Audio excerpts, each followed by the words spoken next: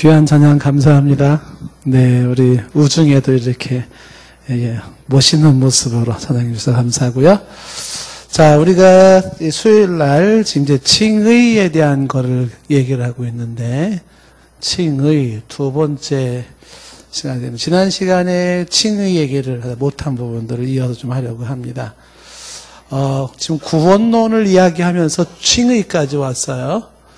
구원론을 얘기를 하면서, 그러니까 구원이 뭐냐라고 할 때, 구원은 굉장히 간단하게도 말할 수 있고 복잡하게도 말할 수가 있어요. 그래서 좀 복잡하게 이야기할 때 하나님의 미리 예정하심부터, 그리고 예정된 자를 부르시고, 또 부르신 자들을 의롭게 하시고 의롭게 하신 자를 영화롭게 하셨다는 로마서 8장 30절 말씀을 근거로 해서, 그래서 이제 부르신 소명과 칭의 사이에서 이제 하나님께서 이 사람들의 이제 신앙, 중생과 회심이라고 하는 신앙과 회개의 과정, 역사가 있고, 그리고 이제 칭의라고 하는 한 파트를 우리가 보는 거죠. 그러니까 구원이라고 하는 게 이게 다 구원이에요. 예정도 구원이고, 그렇죠? 부르심, 소명, 내적 소명인데 소명도 구원이고, 그 다음에 거듭남, 중생, 이것도 구원을 말하는 것이고요. 그 다음에 회심, 그래서 회심은 두 개라 그랬죠. 회개와 신앙, 회개와 신앙, 회개한다, 이것도 구원, 신앙, 믿음을 갖는다, 이게 다 구원을 얘기하는 거죠. 그 다음에 지금 칭의, 의롭게 된다, 이것도 구원이고요. 또 이후에 양자, 아들이 된다, 또 구원을 얘기하는 것이고요. 그 다음에 성화, 거룩해져 간다, 이것도 구원이고, 마지막에 영화, 그것도 구원이에요. 그래서 구원은 폭넓게 얘기할 수 있어요. 그 어느 관점에서 이야기하느냐에 따라서 다양하게 구원을 얘기할 수가 있는데, 그런 구원의 여러 관점이라 그래야 되나요? 그런 모습에서 이제 칭의라고 하는 걸 우리가 생각을 하는데, 칭의는 의롭다고 칭해준다 하는 내용이었었죠. 의롭다고 칭해준다. 그래서 우리가 지난 시간에 칭의란 무엇인가와 그 다음에 칭의의 특징, 두 가지를 얘기를 했어요. 간단히 복습하자면 칭의는 법적인 용어라 그랬죠. 법정 용어. 그러니까 판사가 죄인한테 의롭다고 칭해줘요. 의롭다고 선언해준다. 그와 같이 영원한 재판관 되신 하나님께서 죄인된 나는 여전히 죄인인데 의롭다고 선언해주는 것, 이걸 칭의라고 하는 거죠. 의롭다고 선언해주는 것, 그게 칭의다라는 얘기를 했습니다. 그래서 칭의와 중생의 차이점을 얘기했어요. 중생이라고 하는 건 뭐라 그랬어요? 존재가 다시 태어나는 거라 그랬어요. 존재가 다시 태어난다, 그 본질이 바뀌는 거예요. 그런데 칭의는 존재가 바뀌는 게 아니에요. 본질이 바뀌는 게 아니고 죄인의 신분이 의인의 신분으로 바뀌어지는 신분의 변화를 얘기를 했습니다. 그래서 칭의를 얘기할 때는 이제 우리가 기억해야 될 게, 여전히 죄인이지만 그리스도 예수의 속죄, 대속을 근거로 하나님이 의롭다고 공포해 주시는 것. 다시 얘기를 해볼게요. 칭의는 여전히 죄인인데, 여러분, 우리 모두는 여전히 죄인이에요. 근데 그리스도의 대속을 근거로 의롭다, 의인이다, 하나님이 공포해 주는 것, 이걸 칭의라고 얘기를 하는 것이죠. 그래서 칭의의 특징을 얘기를 했었어요. 칭의에 대한 설명을 이렇게 얘기하고, 칭의의 특징을 몇 개 얘기를 했는데, 칭의의 특징에서 첫 번째는, 이 칭의의 기초는 그리스도의 대속에 있다는 얘기를 했죠. 그러니까 칭의, 의롭다고 여겨주시고 공포해 주시는 그 근거가 그리스도의 대속에 있지 사람에게 있지 않아요. 그러니까 사람이 어떻게 노력했고 선행을 했고 종교적인 노력을 했고 여기에 근거하여 하나님이 의롭다고 선언하는 게 아니에요. 사람의 행위에 근거를 두고 있는 것이 아니라 그리스도가 십자가에서 어린 양이 되어져 죄값을 치루어준 십자가 사건을 근거로, 그걸 근거로 너를 의롭다고 얘기해 주는 거예요.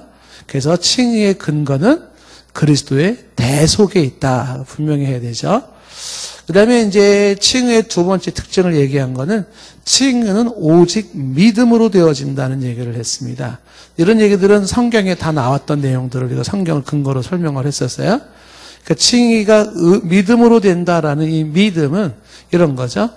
왜 2000년 전에 저 이스라엘 땅에서 나무에 달려 십자가 달려 죽은 예수라는 그분의 사건이 지금 나한테 어떻게 영향을 줄 수가 있는가라고 할 때 그 사건이 그때 예수님이 죽으신 사건이 피 흘린 사건이 지금 나의 사건이 될 수가 있는 이유는 믿음이 그거를 하나로 묶는 거라 그랬어요. 믿음이라고 하는 게.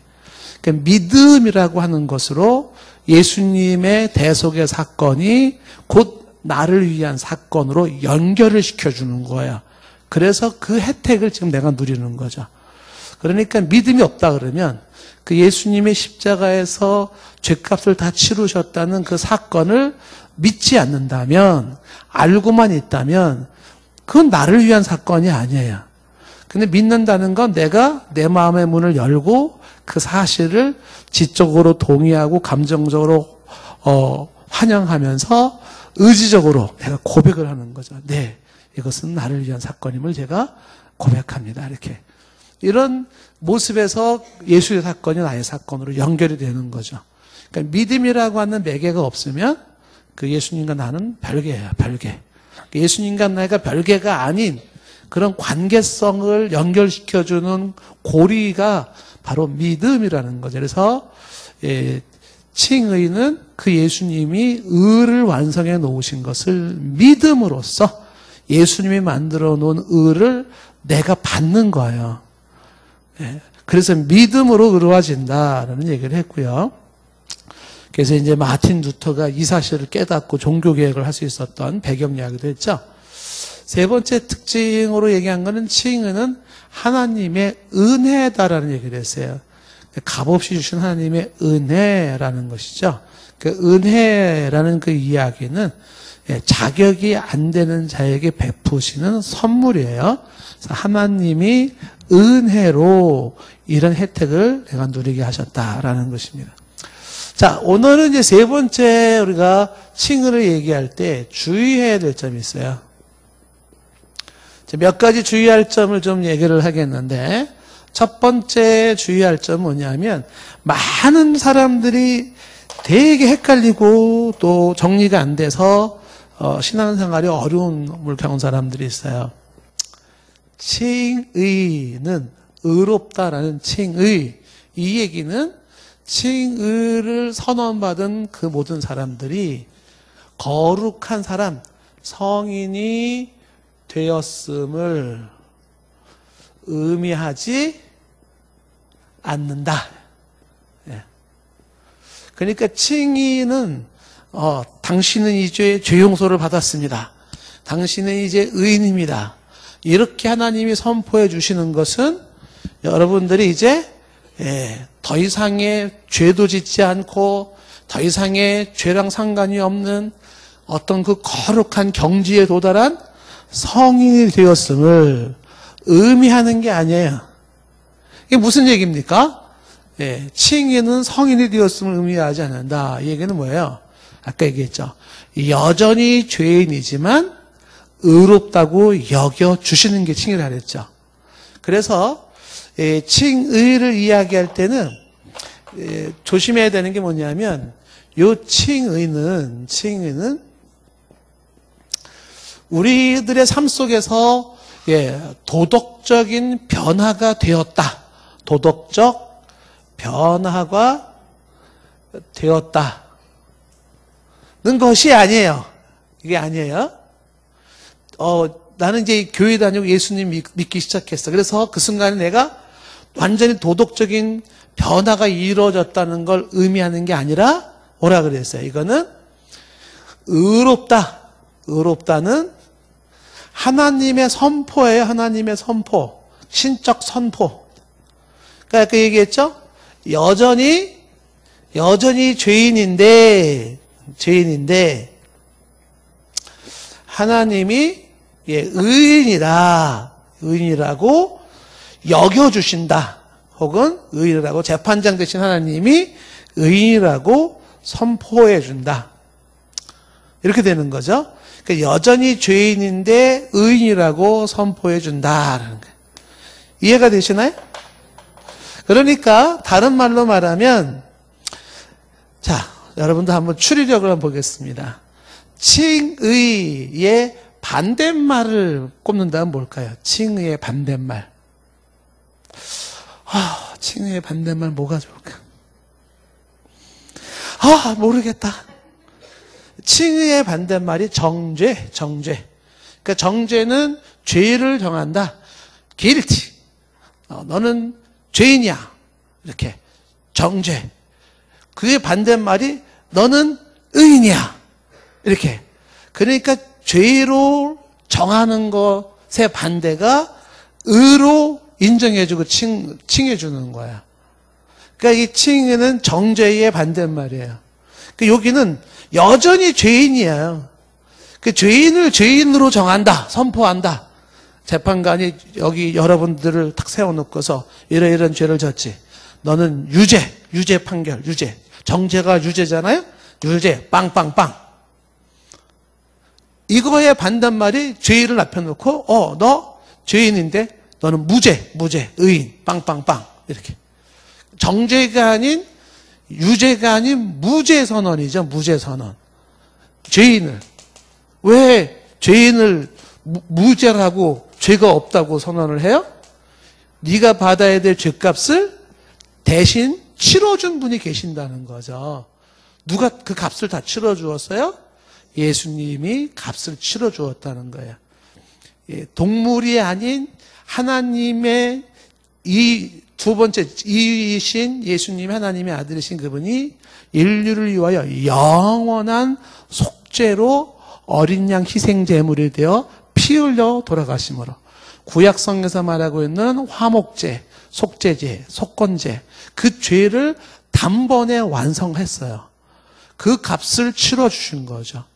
짐승의 피로 죄의 사함을 받는 것은 이례적 사건이고 매번 반복해야 되는 것이고 그 짐승의 피는 짐승을 가져온 한 사람에게만 적용이 되어지지만 그러나 그리스도의 피는 모든 사람에게 영원히 효과를 주는 영원한 어린 양의 피죠. 이 얘기가 히브리서 9장 내용이잖아요. 히브리서 9장 내용.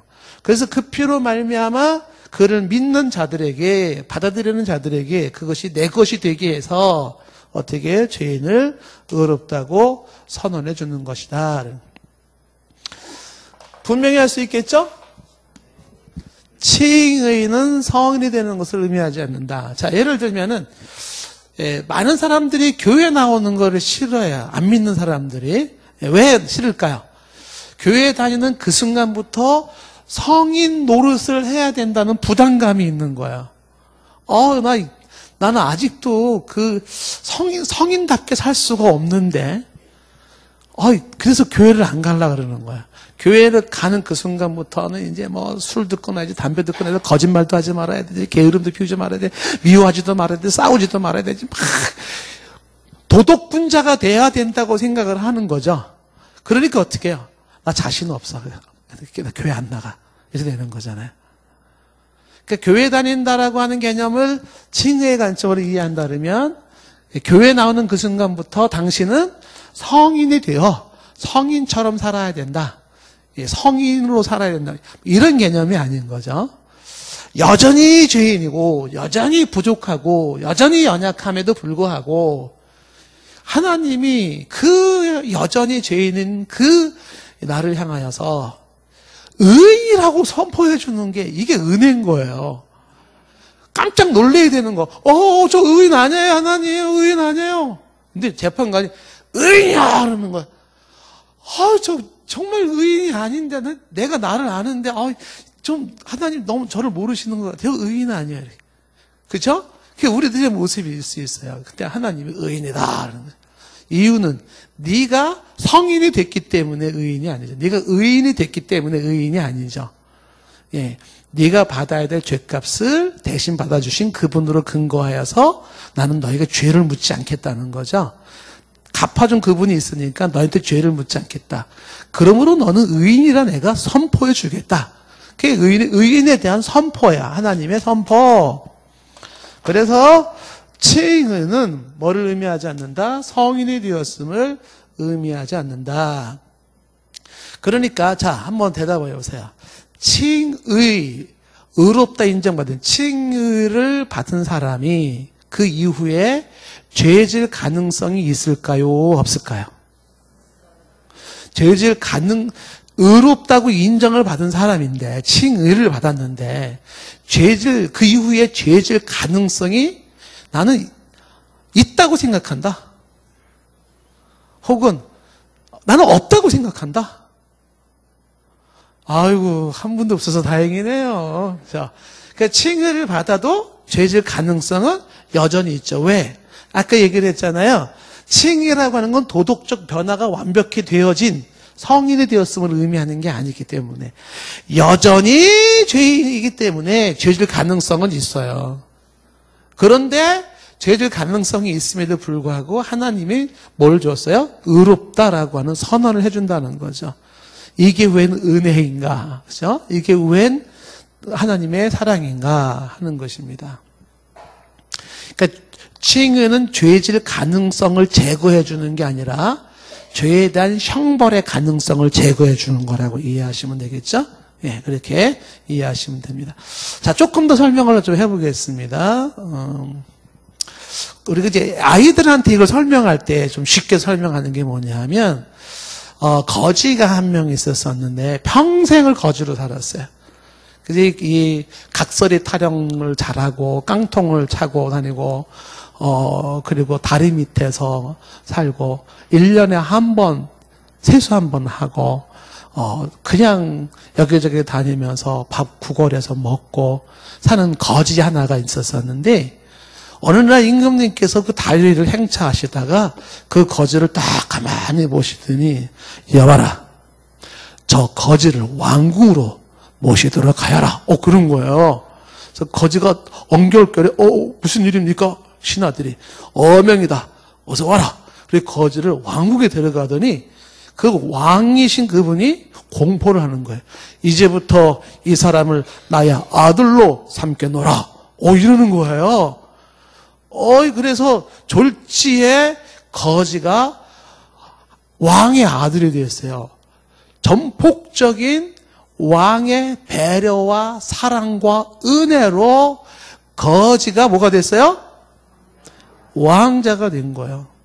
자, 근데 문제는 그 다음이에요. 왕자가 됐는데 그 평생 살아왔던 40평생 살아왔던 그 거지 근성이 쉽게 안 고쳐져요. 그래서 궁궐에서 밥을 먹으려고 그러면은 솥단지 다리에다 딱 껴놓고 숟가락 2개 가져오라 그래가지고 막 퍼먹어. 그러면 옆에 있는 신하가 왕자님 이리 하시면 아니 되옵니다. 채통을 지키셔야 합니다. 그러는 거예요. 숟가락으로 예쁘게 앉아서 드셔야 됩니다. 이렇게. 그리고 막 늦게까지 그냥 대자로 그냥 자고 막 코 골면서 막 자고 막 그래. 그러면 뭐라 그래? 왕자님 이리 하시면 아니 되옵니다. 일어나셔야 됩니다. 글 공부를 하셔야 됩니다. 하지 않겠어요? 1년에 한 번씩 세수 한 번 하는 사람한테 왕자님 이러시면 아니 되옵니다. 예. 계속 얘기를 하는 거예요. 비록 왕자가 돼서도 거지처럼 살아간다고 해서 그 임금이 왕자로 선택한 걸 취소하지 않는 한 그는 비록 옛날에 거지처럼 꾀죄죄하게 예의 범절도 모르고 지낸다 하더라도 그는 여전히 뭐예요? 왕자로서 있는 거죠. 그러니까 하나님이 우리를 의롭다 여겨주셔서 의롭다 여겨주는 그 순간부터 우리는 완전히 성인 군자 왕자로서 확 변화된 모습은 아니에요. 여전히 의롭다고 인정받았음에도 나 안에는 옛 습관들이 여전히 남아있어요. 죄의 습성들이 아직 남아있어요. 그래서 어떻게 해요? 그냥 옛날처럼 또 자꾸 살라 그러는 거야. 예? 그러니까 하나님의 자녀로서 하나님이 의롭다고 선포했는데도 여전히 죄 속에 살라 그러죠. 예, 그러면은 이제 성령님께서 찾아오셔서 말하겠죠. 성도님, 이리 하시면 아니 되옵니다. 의인이 되셨사오니 의인답게 사셔야 됩니다. 그렇죠? 옛날 습관에 빠져가지고 야 부어라 마셔라 그러면 어떻게 돼요? 성도님, 이리 하시면 아니 되옵니다. 이렇게 참 성령님도 힘들어요. 그렇죠? 그러니까 의로워졌다라고 하는 거는 완전히 도덕적으로 성인군자가 됐다는 걸 의미하는 건 아니다라는 것이죠. 단지 아직도 죄 속에 헤매이고 있는 나를 의롭다 얘기해 주시는 그 은혜가 고맙고 감사할 따름이죠. 두 번째, 예, 주의사항이 뭐냐 하면, 여기서 두 번째는, 이게 다 중요한 거니까 빨간 글씨를 쓰는 거죠. 의롭다고 하시는 이는 하나님이시다. 한번 따라해 보세요. 의롭다고 하시는 이는 하나님이시다. 자, 이거를 왜 빨간 글씨로 써놨냐 하면, 잘 보세요. 이 의롭다고 하시는 이는 하나님이시다라는 요 말이 두 가지 의미가 있어요.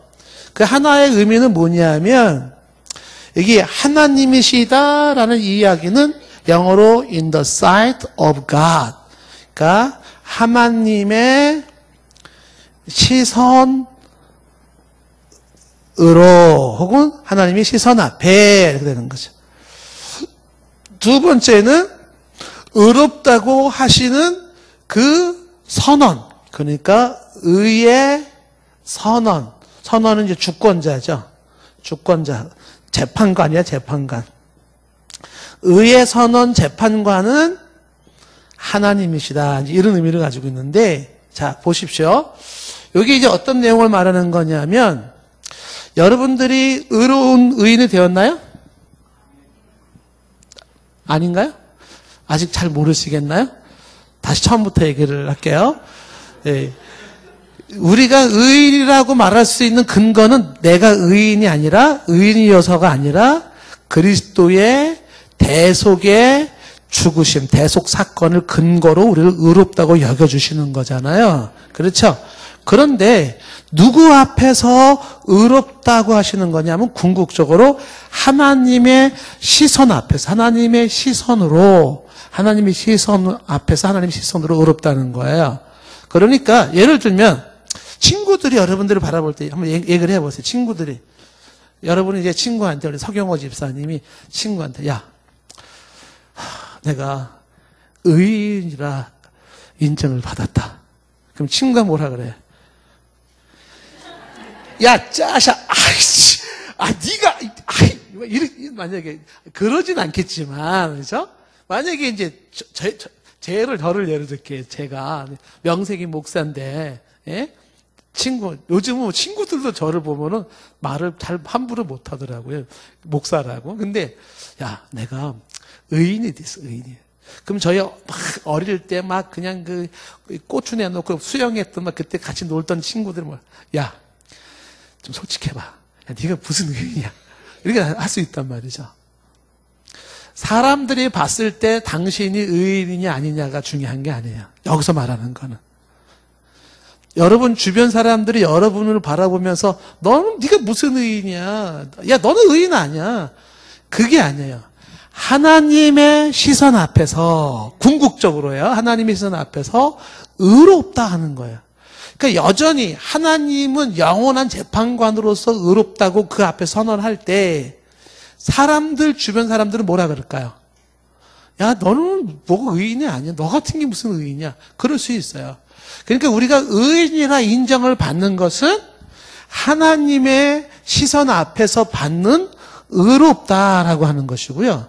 그 다음에 또 하나가 그 의의 선언을 하시는 이가 재판관이 하나님이라는 거예요. 누가 의롭다고 한다? 하나님이 의롭다고 한다는 거예요. 그런데 많은 사람들은 자꾸만 의롭다는 선언을 하나님이 하시는 그거를 자기가 하려고 해요. 자기가.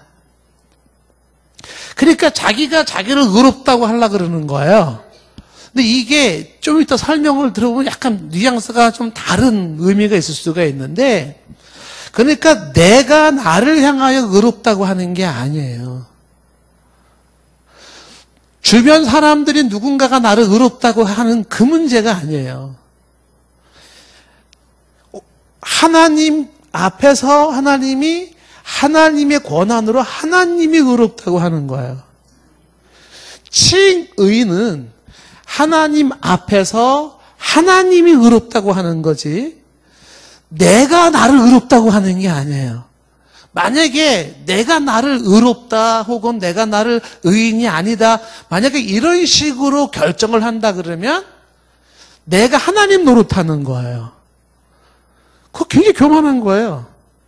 하나님이 의롭다고 하는데, 근데 너가 의롭지 않다고 말해? 아니, 하나님이 의롭다고 했는데 누가 너를 의롭지 않다고 그래? 그럼 그 사람이 하나님보다 더 권한이 세고 궁극적이고 절대적인 분이에요? 누가 너를 의롭지 않다고 해요? 그 누가가 하나님보다 더 절대적인 분이에요? 그게 아닌 거예요. 근데도 사람들은 자꾸만 하나님이 하신 선언을, 그건 하나님 선언이고, 그건 2차 문제고, 그러면서 자꾸 사람이 의롭다고 해야 된다고 생각하고, 그 다음에 내가 의롭다고 선언해야 된다고 생각하는 이런 착각에 빠져 있다는 것이죠. 자, 오늘 읽은 로마서 8장 우리 33절, 34절 말씀 한번 다 읽어볼까요? 시작.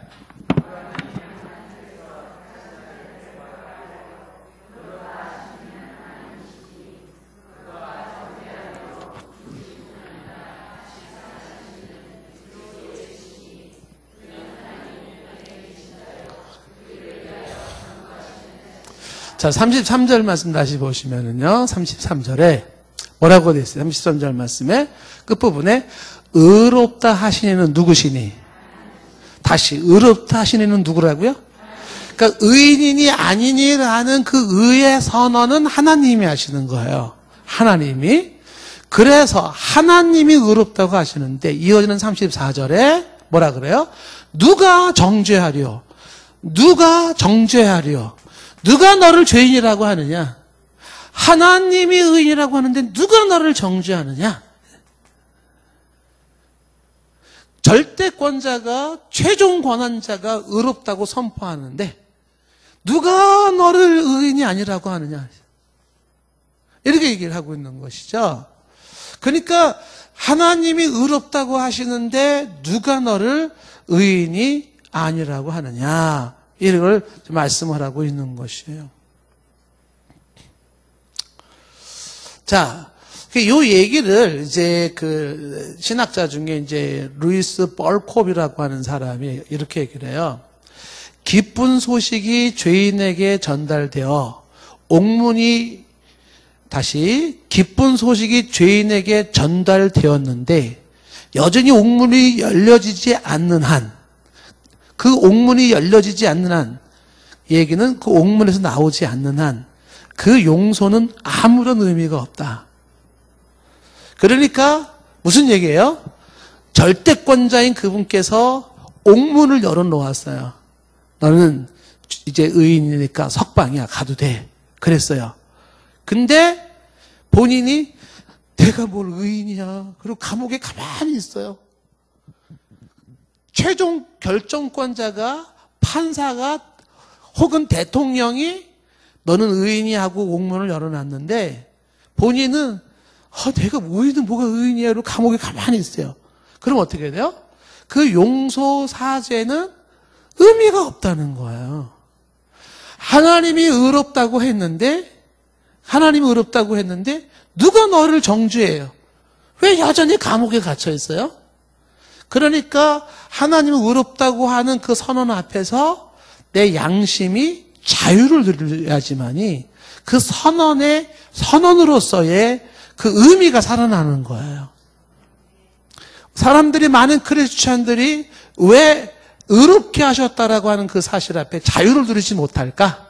이유인즉슨 그 의롭다는 선언자가 하나님이 아니라 사람들이고 내 자신이라고 생각하기 때문에 그러는 거야. 누구도 지금 성경이 말한 대로 의롭다 하시는 하나님이시니 누가 정죄하려? 아무도 정죄 못해요. 하나님이 하시는 것이기 때문에 그러는 것이죠. 그래서 의롭다 하고 하시는 이는 하나님이라는 사실을 분명히 해야 된다 하는 얘기입니다.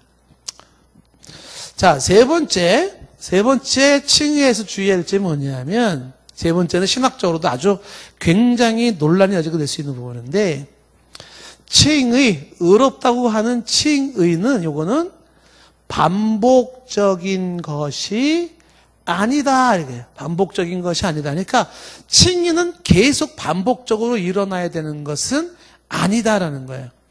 그러니까 이 신학자들 중에 뭐 라인홀드 니버 같은 사람이 얘기하는 게 뭐냐면 칭의의 반복성이거든요. 그러니까 하나님의 칭의가 매번 일어나야 된다라고 얘기를 하는 것인데 그렇진 않아요. 한 번 칭의는 영구적입니다. 그게 이제 왜 한 번 칭의가 영구적이냐라고 할 때 좀 이따가 칭의의 사중성이라는 이제 시간적 개념을 제가 한번 설명을 할 거예요. 칭의는 반복적인 것이 아니라 그는 일회적인 것이고 한 번의 칭의로서 어떻게 해요? 그는 영구적이다라고 하는 것을 알고 있어야 되는 거예요. 그 다음에 네 번째, 이건 좀 이따 더 설명을 할 거예요. 네 번째, 칭의는 능동적 칭의와 그 다음에 수동적 칭의라고 이렇게 보통 얘기를 하는데 두 개라고 했는데 능동적 칭의라고 하는 것은 요거는 하나님의 선포, 그 다음에 수동적 칭의는 내가 가지고 있는 내 양심의 자유. 그러니까 아까 얘기한 거예요. 하나님의 선포한 부분에 있어서 내 양심은 자유해야 되는 거죠. 그래서 하나님의 칭의 속에서 내가 벗어나서 그거를 나의 것으로 아멘하고 자유해야 되고 자유를 주신 그분의 은혜에 감사하고 다만 그분 앞에 빚진 자의 모습으로 고마워하는 게 중요한 것이다라는 것이죠. 예. 그래서 능동적으로 하나님이 선포한 그 칭의가 어떻게 해요? 수동적인 의미에서 양심의 자유를 누려야 된다. 자, 그러면서 이 칭의의 시간성이라는 거죠. 좀 어려워요. 칭의의 시간성이라는 게 뭘 얘기하는 거냐면 여기 여러분에게 질문을 드려볼게요. 서경호 집사님은 언제 의롭다고 여김을 받았나요? 어우야, 이미 받았고 받고 있고 받을 거고, 와, 정답이죠, 그죠? 칭의, 언제 당신은 의로워졌습니까? 라고 할 때, 이게 이제 보통 얘기할 때, 뭐 얘기를 하냐면, 칭의의 첫 번째는 뭘 얘기하냐면, 예정에서부터 얘기를 하는 거죠. 그러니까, 하나님이 예정 작정에서부터, 영원에서부터, 이미 하나님의 칭의는 있었어요. 그리고 그 칭의가 두 번째가 뭐예요? 그리스도의 부활에서 오는 칭의죠. 부활에서 오는 칭의가 있죠. 그 다음에 세 번째가 믿음으로 주어지는 칭의가 있어요. 네 번째가 뭡니까? 바로 그리스도의 심판, 최후 심판에서 벗어난 최후 심판으로부터 칭의자. 그러니까 사실 칭의라고 하는 거는 이미 하나님의 그 영원한 작정, 우리 예정 작정을 속에서부터 이미 거기서 칭의는 이루어진 것이었고 그리스도가 부활할 때 의를 완성을 했고 그것을 믿음으로 나에게 칭의가 선포되어지고 최후의 칭의, 의롭다고 인정을 받게 되는 이런 시간성의 관계가 떨어지지 않고 있다는 거예요. 그래서 우리가 얘기하는 구원을 얘기할 때 로마서 8장 30절 말씀하는 것처럼 하나님이 미리 정하신 예정하신 그들을 부르시고 소명, 부르신 그들을 의롭다 하시고 칭의롭다 하시고 칭의로 의롭다 하신 그를 영화롭게 하셨느니라 이렇게. 그러면서 소명과 칭의 사이에 뭐가 들어갔습니까? 사람이 거듭난다라는 중생과 회심이라고 하는 회개와 그 다음에 신앙이라고 하는 요소가 이 속에 들어가죠.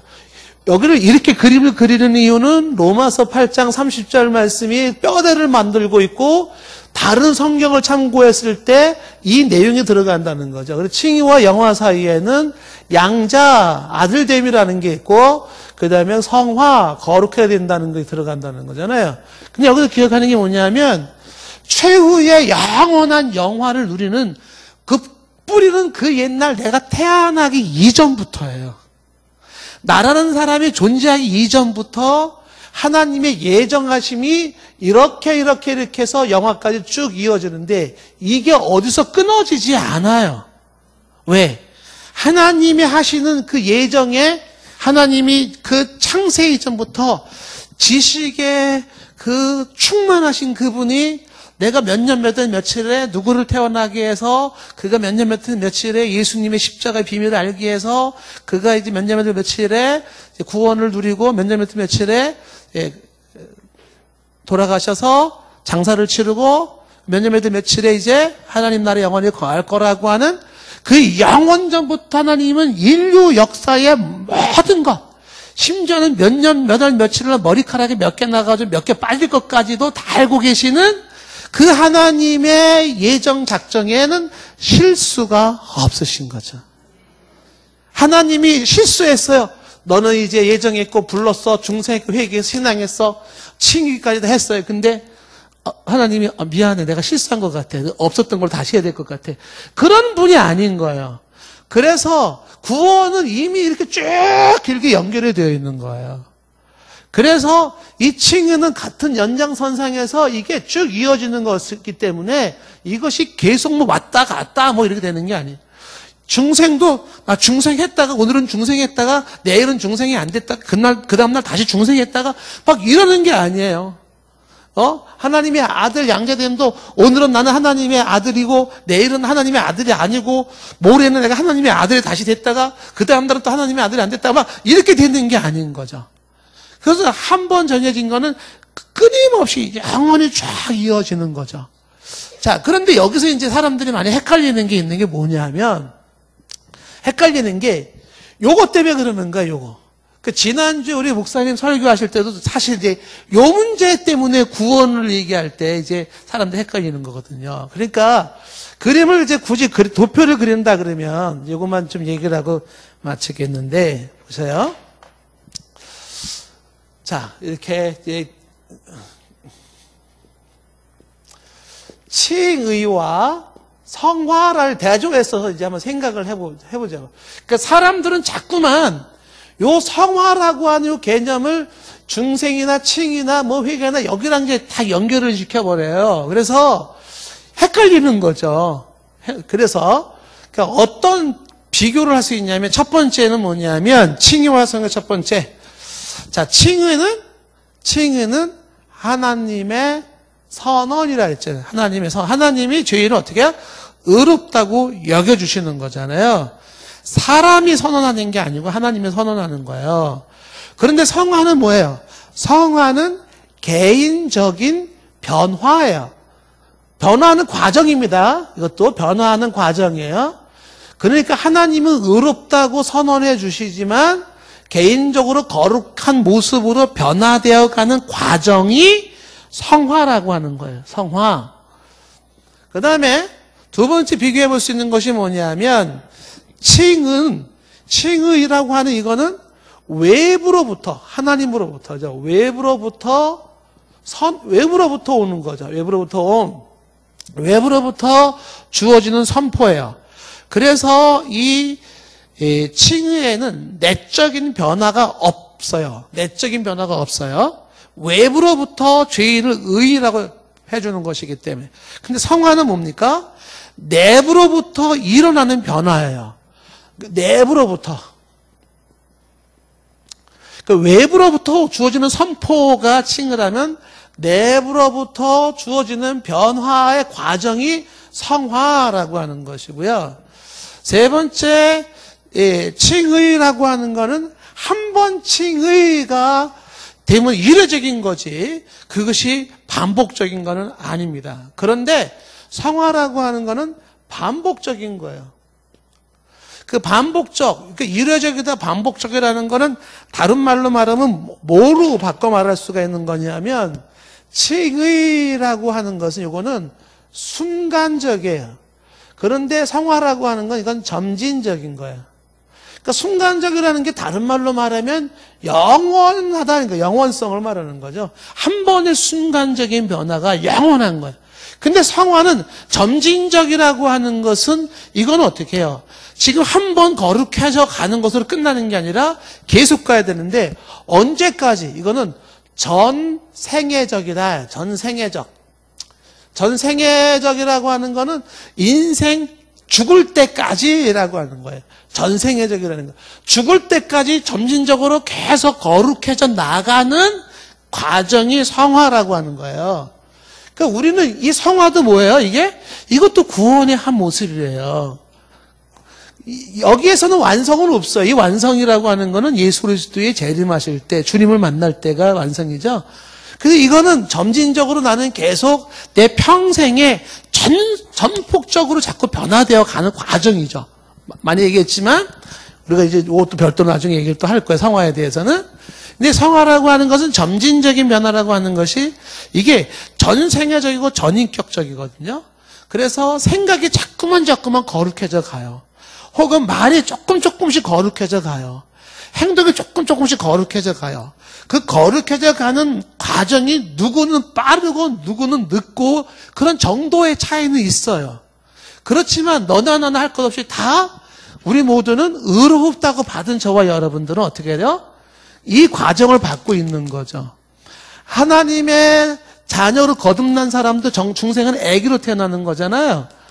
성인이 되는 게 아니에요. 그 사람들이 다 자라가는 과정이 뭐냐면 성화의 과정을 밟고 있는 것이죠. 자, 그러면서 이 칭의와의 성화라고 하는 것은 이 칭의는 현세성, 현재 지금 내게 주어져요. 현세성. 그런데 성화는 마침내 내세에서 완성되어지는 내세성을 가지고 있다는 얘기죠. 그러니까 칭의는 현재에 완성되고 그 다음에 성화는 언제 완성돼요? 내세에 완성된다. 완성의 시기가 다른 거죠. 그래서 칭의를 이야기할 때 이 칭의는 보통 이 칭의는 삼위일체 하나님의 역사지만 성부 하나님께 돌려요. 성부 하나님께 돌리고 그 다음에 성화라는 것은 성령 하나님께 돌리죠. 돌린다는 것은 하나님이 의롭게 하시고 성령이 거룩하게 해 가시는 것으로 이야기를 하는 거죠. 그러면서 이 칭의라는 것은 나의 의사랑 상관이 없어요. 이거는 하나님의 주권적 사역이고 성화는 이거는 신인, 하나님과 나, 인간이 같이 동협하는 거예요. 여기에는 내가 어떻게 반응을 보이고 어떻게 하느냐에 따라서 나의 노력과 수고에 따라서 성화의 과정이 빨리 되기도 하고 늦게 되는 것이 있거든요.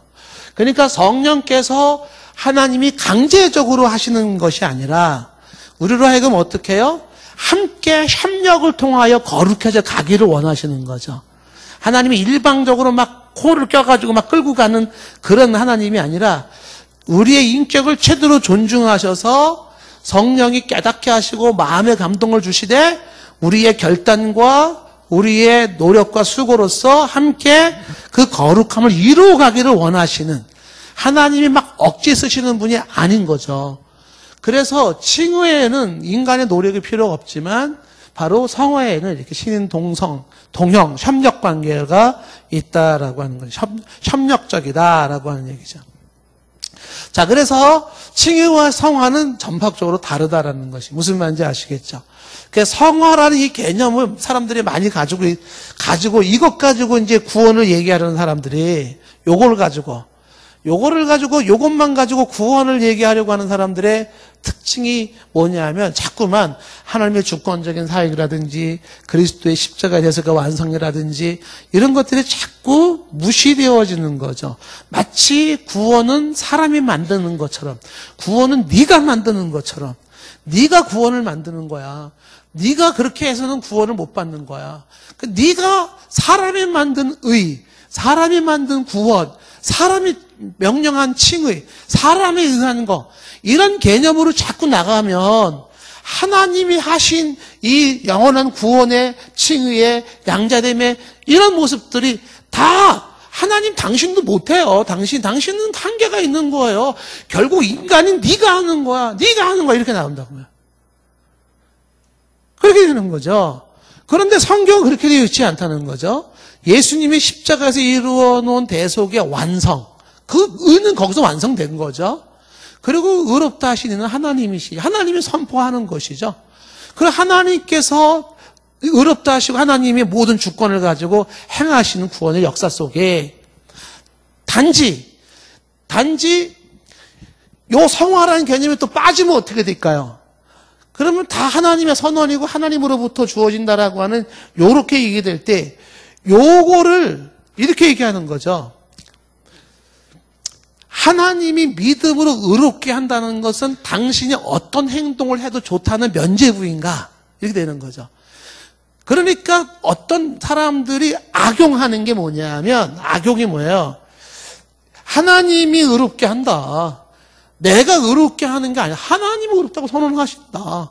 나는 하나님의 은혜로 살아간다. 이러면서 이 성화로서 인간이 해야 할 도리와 책임과 의무를 소홀히 한단 말이에요. 그래서 성화를 이루려고 하지 않아요. 성화를 이루려고 하지 않으니까 그 사람들은 맨날 부르는 노래가 뭐예요?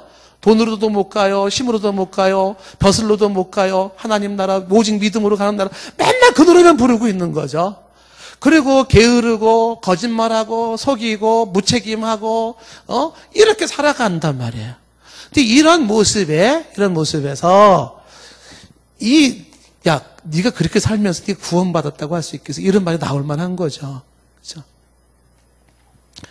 그래서 이런 부분들이 이제 다 이렇게 조화를 좀 이루어야 된다라고 하는 것이에요.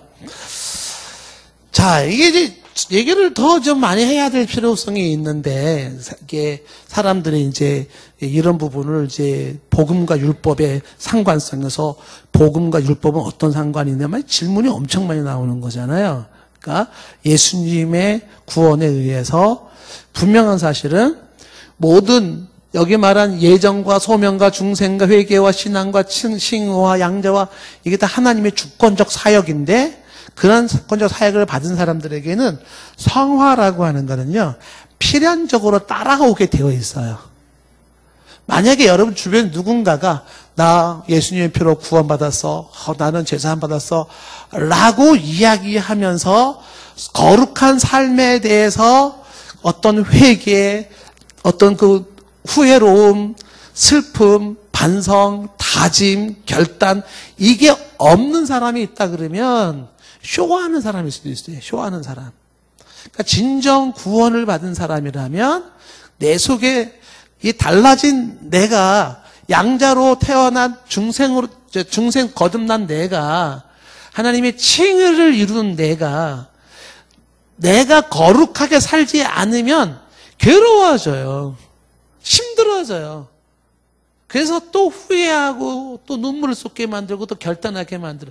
그런 과정, 쓰러지고 또 반성하고 결단하고 또 일어서고 또 쓰러지고 또 반성하는 그런 일련의 과정을 겪어 나가는 과정이 이게 성화라고 하는 과정이죠. 그래서 칭의와 성화라고 하는 거는 이거를 구분을 좀 잘 시키시면 좋겠다. 칭의가 성화를 의미하는 건 아니에요. 그래서 칭의와 성화를 구분해야 된다라는 것이죠. 자, 오늘 이제 얘기는 이제 칭의에 대한 이야기를 이렇게 얘기를 했습니다. 칭의는 의롭게 된다는 건 성인이 되었다는 걸 의미하는 게 아니라, 칭의, 의롭다고 하시는 이는 사람이 아니고 너 자신도 아니고 하나님이 의롭다고 한다. 그 다음에 칭의는 반복되는 게 아니다. 한번 의롭다 하신 그 하나님은, 그렇죠? 여기 이제 소명, 중생하신 분은 그것은 영원히 유지되어진다라는 것이죠. 그래서 칭의가 반복적이 아니다라는 거는, 자, 보세요. 보통 어떤 분은 이렇게 설명하는 사람이 있습니다. 그 사람이 죄인이라고 하는 이 죄가 있잖아요. 영어로 sin과 guilty라고 하는 거를 구분한 사람이 있는데, 죄인이 의인이 되어진다라는 거는 중생에서처럼 이례적 사건이죠. 그렇죠? 그런데도 죄인이 계속 죄를 지어요. 다시 말하면 의인이 짓는 죄. 의인이 됐는데도 죄를 계속 져요. 요 의인이 죄를 짓는다라고 하는 거는 뭘 얘기하는 거냐 하면, 그렇죠? 예, 의인이 된 죄 짓는 의인이에요. 말이 웃기죠? 죄 짓는 의인.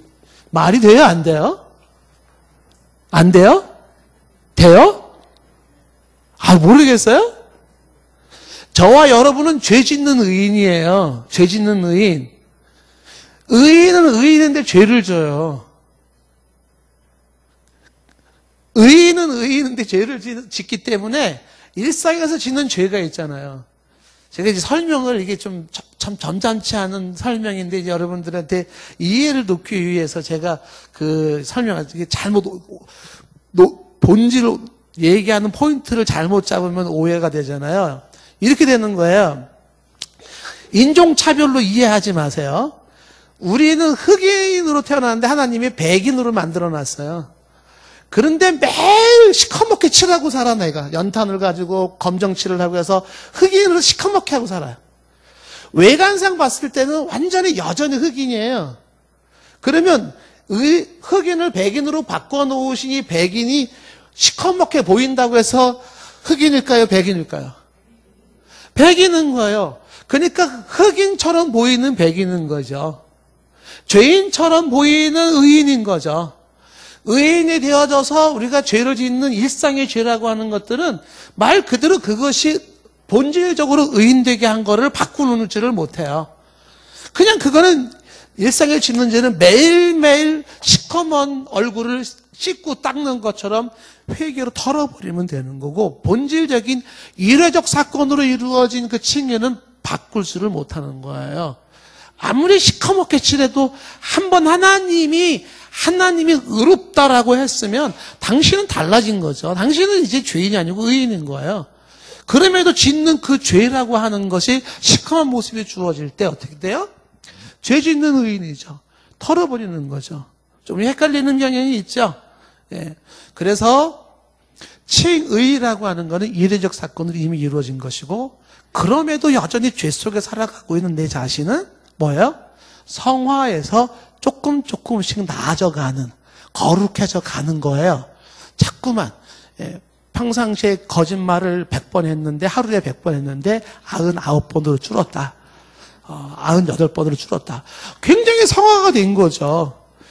하루에도 승질을 내가 10번씩 부리던 사람이었는데 9.5번으로 줄었다. 0.5가 줄었다. 많이 발전된 거죠.